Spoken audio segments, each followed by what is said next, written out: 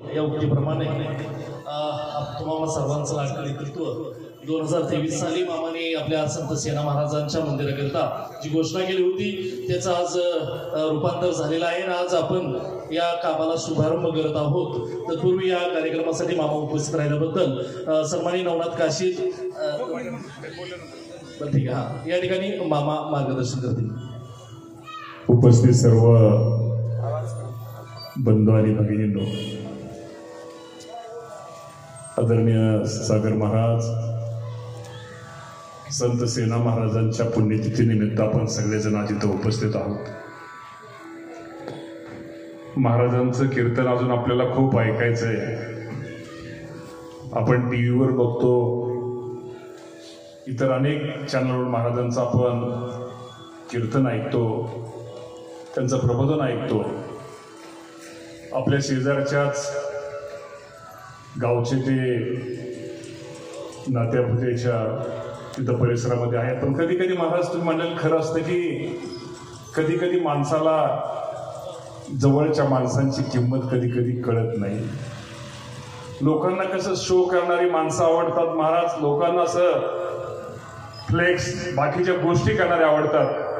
आणि महाराज त्यात थोडं तुम्ही कमी पडता आणि मी पण कमी पडतो. मी खरंच आहे, मी मागच्या वेळेस मी पुण्यतिथीला आलो होतो आणि आला असताना मला माहित नाही संत सेना महाराजांच्या कृपेने असेल किंवा आशीर्वादामुळे असेल, मी ज्यावेळेस तुम्हाला ज्यावेळेस घोषणा केली त्यावेळेस माझ्या खिशामध्ये म्हणण्यापेक्षा जे आपण एक माझा जो फंड असतो माझ्याकडे 0 रुपये होते. परंतु शेवटी संतांचा विचार, आज संत सेना महाराजांची पुण्यतिथी आपण साजरी करताना कुठेतरी देवाने आपल्याला काहीतरी दिलेलं असतं, एक त्याचा कुठेतरी आशीर्वाद असतो.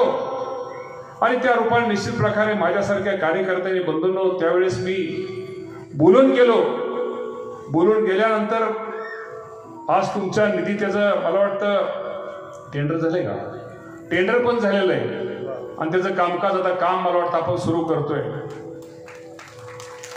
त्याचप्रमाणे आपण जिथं बसला हे कॉन्क्रिटीकरण ग्रामपंचायतीनं भैया तुम्ही सगळ्यांनीच तुमच्या सगळ्या सहकार्याने ग्रामपंचायत तात्यासाठी तुम्ही सगळ्यांनीच ग्रामपंचायतीचे सगळे सदस्य असतील या सर्वांनी इथं जो बाजार आहे तो बाजाराचा निमित्त साधून कुठेतरी तिथं लोकांना त्रास होऊ नये म्हणून आज तुम्ही लोकांनी पण इथं कॉन्क्रिटीकरणाचा निर्णय काम केलेलं आहे. शेवटी चांगलं काम केल्यानंतर लोक लक्षामध्ये ठेवतात, आयुष्यामध्ये ठेवतात. त्यासाठी कुठं नाही महाराज जाहिरात बाजीची गरज नाहीये. महाराज मी तुम्हाला प्रामाणिकपणे सांगतो, आज संत सेना महाराजांची पुण्यतिथी ठीक आहे, आज कार्यक्रम पुण्यतिथीचा आहे महाराज, तुमचं कीर्तन हे मान्य आहे आम्हाला पण आणि यामध्ये काय प्रोटोकॉल पाळले पाहिजे. पण तरी सुद्धा आज मी त्या कोपऱ्यातल्या पासून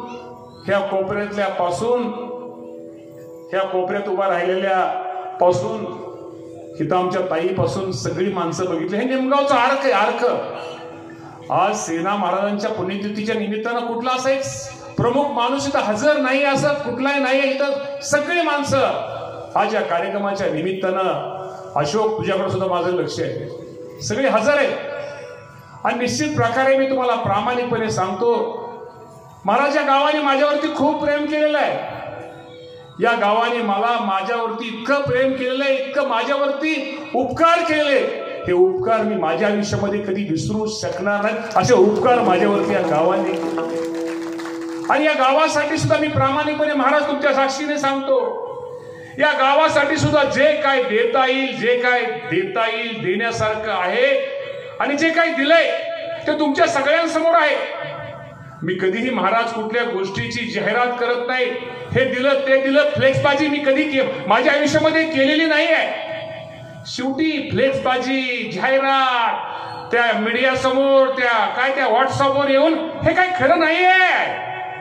खरं कोण आहे आपलं, कोण जीवाभावाचं, कोण आपल्या सुखाच्या काळामध्ये दुःखाच्या काळामध्ये आपल्या समाजाच्या विकासासाठी कोण आपल्याला मदत करतं, कोण आपल्याला सहकार्य करतं, हे महत्वाचं आहे. आणि सुखात तर सगळे असतात, दुःखाच्या काळामध्ये, आनंदाच्या काळामध्ये जी माणसं असू द्या जी माणसं आपली असतात ना, ती माणसं खरंच कुठेतरी आपली असतात.